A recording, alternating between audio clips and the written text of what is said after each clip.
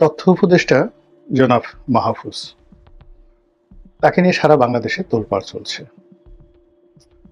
একসময় মনে করা হতো যে তিনি জামাত এবং শিবিরের রিক্রুট।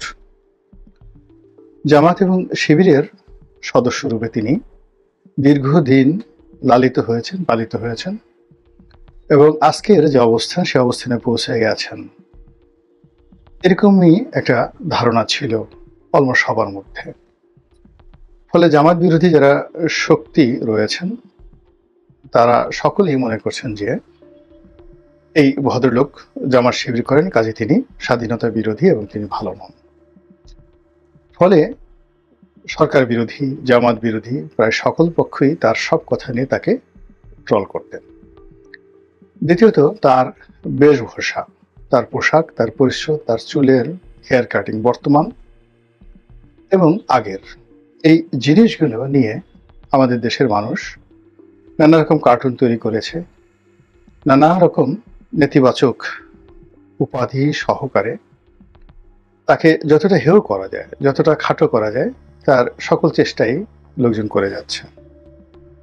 এর মধ্যে আবার আরেকটি গ্রুপ যারা জামাতও নয়, আওয়ামী লীগও নয়, তারা আবার তাকে মনে করেন যে হিজবুত তাহরির নামক যে একটি নিষিদ্ধ সংগঠন রয়েছে, সারা দুনিয়াতে এই হিজবুত তাহরির নামক সংগঠনটি পশ্চিমা দুনিয়াতে একটি সন্ত্রাসী সংগঠন হিসেবে ব্যাপকভাবে পরিচিত।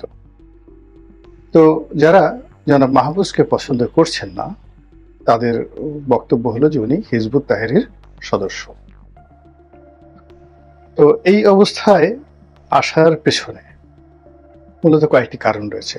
এর কারণ হলো যে রাজপথে অন্যান্য যে সকল সমন্বয়কদেরকে যেভাবে দেখা গিয়েছে, মিস্টার মাহফুজকে আসলে ওইভাবে দেখা যায়নি। তার ব্যাপারে আমরা ভীষণ রকম আগ্রহী হয়ে পড়লাম যখন ডক্টর মোহাম্মদ ইউনূস তাকে আমেরিকাতে নিয়ে গেলেন এবং ক্লিন্টন ফাউন্ডেশন একটি অনুষ্ঠানে তাকে মাস্টার মাইন্ড হিসেবে পরিচয় দিলেন। প্রথম দিকে তিনি প্রধান উপদেষ্টার বিশেষ সহকারী ছিলেন, তারপর দপ্তরবিহীন মন্ত্রী ছিলেন, আর এখন তথ্য মন্ত্রণালয়ে নিযুক্ত দায়িত্বপ্রাপ্ত মন্ত্রী। তার যে লেখাপড়ার ব্যাকগ্রাউন্ড, তার যে কথাবার্তা, কিংবা এই সময়টিতে তিনি যে সকল বক্তৃতা দিচ্ছেন, বিবৃতি দিচ্ছেন, কোনো একটি অনুষ্ঠানে তিনি যখন সভাপতিত্ব করছেন, কিংবা সরকারি কোনো অনুষ্ঠানে যখন সচিব বলেন, তারপর প্রধান উপদেষ্টার কার্যালয়ের যারা কর্মকর্তা বলেন, তাদের পাশে তিনি বসেন।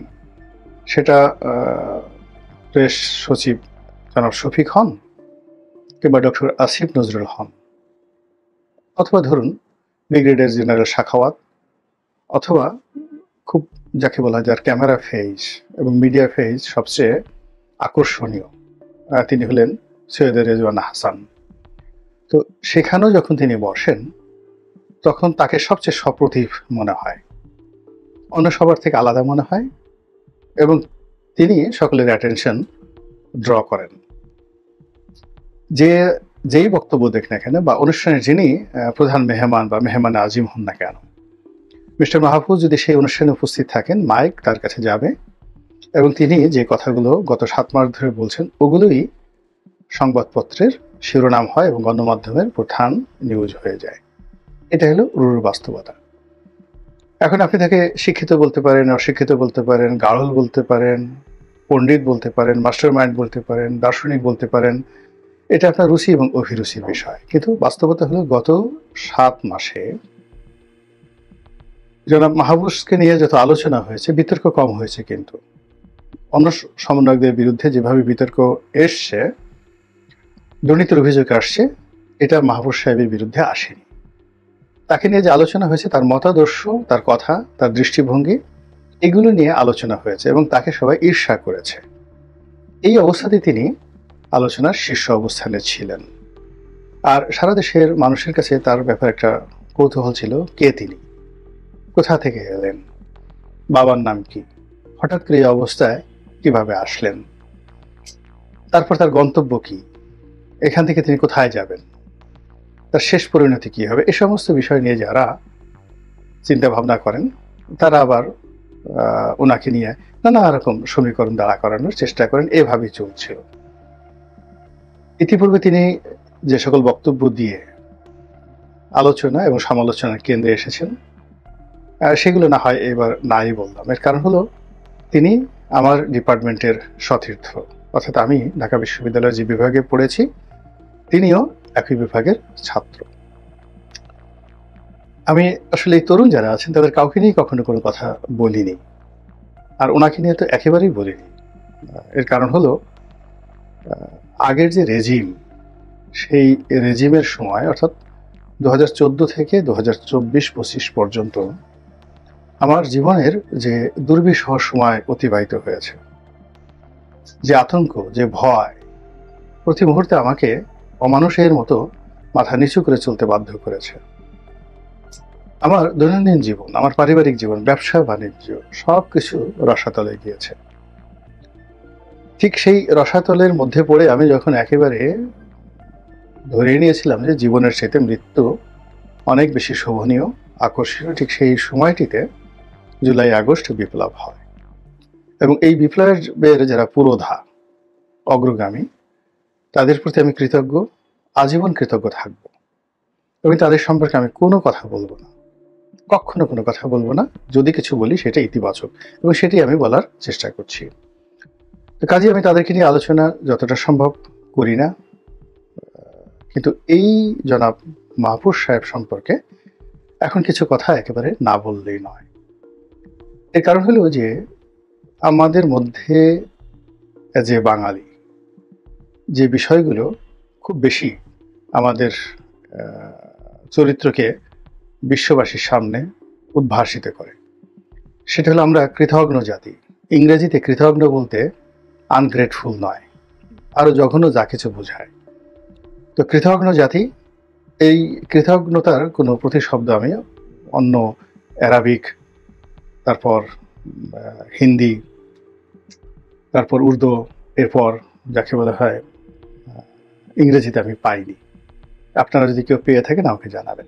কৃতজ্ঞ যে উপকারী শুধু মানে করে না, মানে অকৃতজ্ঞতা প্রকাশ করে না। কেউ যদি তাকে উপকার করে তার ক্ষতি না করে সে ছাড়ে না, তাকে ক্ষতি করতেই হবে।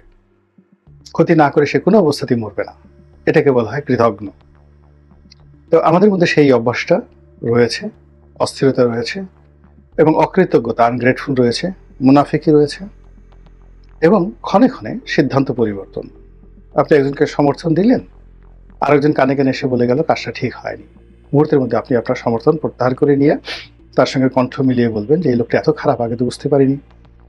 কিংবা কারো সম্পর্কে যদি আপনার ভালো ধারণা হয়, মন্দ ধারণা থাকে, কেউ এসে আপনাকে কান পড়া দিয়ে গেল, আপনি সঙ্গে সঙ্গে আপনার সিদ্ধান্ত পরিবর্তন করে বললেন যে হা, এই যে এত ভালো মানুষ ছিল আগে জানতাম না। তো এখন জামাত এবং শিবিরের যারা লোকজন রয়েছেন, যাদের সঙ্গে জনাব মাহফুজের একটা দহরম মহরম সম্পর্ক ছিল, আমরা যেভাবে বিশ্বাস করতাম, এবং জামাতের আচরণেও মনে হয়েছিল যে সরকারে যারাই আছেন, নাহিদ আছেন, ছিলেন, নাহিদ ছিলেন, মাহফুজ আছেন, তারপরে সজীব ভুইয়া আছেন, তারা সবাই জামাতের রিক্রুটমেন্ট এবং জামাতের শুভার্থী। জামাতের আচরণে সেটা মনে হয়েছিল। কিন্তু অতি সম্প্রতি তিনি যুদ্ধাপরাধের বিচার চাওয়ার কারণে পুরো জামাতের যে টিমটি রয়েছে, জলে স্থলে অন্তরিক্ষে, অর্থাৎ রাজনৈতিক ময়দানে, তারপর যাকে বলা হয় সোশ্যাল মিডিয়াতে, এবং আরো অনেক অনেক জায়গাতে, ব্যবসা বাণিজ্য থেকে শুরু করে সব জায়গাতে, যাদেরকে বলা হয় স্লিপিং এজেন্ট, সবাই মিলে এই তরুণের বিরুদ্ধে সর্বোচ্চ শক্তি নিয়োগ করে অশ্লীলতা, অশ্রাব্যতা দিয়ে তাকে ক্ষতবিক্ষত করার চেষ্টা করছে। এখন এই ভদ্রলোককে সমর্থন করার মতো কোনো লোক আমি এই বাংলাদেশে দেখছি না। এমনকি সরকারের পক্ষ থেকেও তাকে কেউ সমর্থন করছেন না। হয়তো গোপনে গোপনে করছেন, কিন্তু প্রকাশ্যে তার যে বক্তব্য নিয়ে অন্য কেউ কোনো কথা বলছেন না। এর মধ্যে কথা উঠছে যে তাকে মন্ত্রী পরিষদ থেকে বা উপদেষ্টা পরিষদ থেকে বাদ দেওয়া হোক, তারপর আমরা তার জাঙ্গে খুলে ফেলবো, কাপড় চোপড় খুলে ফেলবো, তার গলার উপর পাড়া দিয়ে তার জিব্বা টান দিয়ে ছিঁড়ে ফেলবো, এবং নানা রকম হুমকি এবং ধামকি। তা আমার যেটা ব্যক্তিগতভাবে মাহফুজ সাহেবকে দেখে মনে হয়েছে যে তার মধ্যে একটা দৃঢ়তা রয়েছে, তার চিন্তার মধ্যে কৌশল রয়েছে, এবং ভাইব্র্যান্ট এবং ভ্যারিয়েশন, এই দুটো তার চিন্তা এবং ব্যক্তিত্বের মধ্যে রয়েছে। গত 7-8 মাসে তিনি সময়ের প্রয়োজনে অনেক কথা বলেছেন, আবার সময়ের প্রয়োজনে সেই কথা থেকে সরে এসে নতুন কথা বলেছেন, যেটাকে আপনি ভাইব্রেট বলতে পারেন, রিকনসিলিয়েশন বলতে পারেন, অ্যাডাপশন বলতে পারেন, যেটি ডক্টর মোহাম্মদ ইউনূসের মধ্যেও নেই। এবং এই সরকারের সত্যিকার অর্থে যদি কেউ থাকেন যারা জনগণের পালসকে বোঝার ক্ষমতা রাখেন, এটা জনাব মাহফুজেরই আছে। রেজওয়ানা হাসানের নেই, অন্য কারোর নেই, ওনার আছে। তো কাজেই তিনি এই সরকারের সঙ্গে কতদিন টিকতে পারবেন বা না পারবেন, বা জামাত শিবিরের সঙ্গে তার সম্পর্কে শেষ পরিণতি কি হবে বা না হবে, তিনি কি হিজবুত তাহরিরের লোক, তিনি কি আমেরিকার টার্গেটে রয়েছেন, আমেরিকার হাত থেকে বাঁচার জন্য কি তিনি এই সকল কথাবার্তা বলছেন, তিনি কি ভারতের এজেন্ট, যেটা জামাত শিবির এই মুহূর্তে তাকে ট্যাগ করার চেষ্টা করছে যে তিনিও ভারতের কাছে বিক্রি হয়ে গেছেন, তিনি কি সেই ভারতের এজেন্ট, নাকি জামাতের সঙ্গে একটা দূরত্ব তৈরি করে তিনি নতুন কোনো যে পলিসি বা নতুন কোনো রাজনৈতিক যে যাকে বলা হয় একটা ওয়ে আউট করা, এটার কোনো চেষ্টা করছেন কিনা সেটা তিনি ভালো জানেন। তবে আমি তাকে যেটা দেখেছি যে তার মধ্যে কতগুলো বিষয়ে দৃঢ়তা রয়েছে, সাহস রয়েছে, আগে যেটা বললাম চিন্তার ভ্যারিয়েশন রয়েছে, ভিন্নতা রয়েছে, বিভিন্নতা রয়েছে, বৈচিত্র্যতা রয়েছে। ভ্যারিয়েশনকে যদি আমি আলাদাভাবে করি, আর ভাইব্র্যান্ট মানে যাকে বলা হয় এরকম একটা চিন্তা বা এরকম একটা কথা যেটা মুহূর্তের মধ্যে সমাজে একটা ভিন্ন রকম গতি তৈরি করে। তো কাজেই তাকে যদি জামাত শিবিরকে মোকাবেলা করতে হয়, আমার কাছে মনে হচ্ছে না যে গালাগালি করে ভয় দেখিয়ে তাকে মোকাবেলা করা সম্ভব।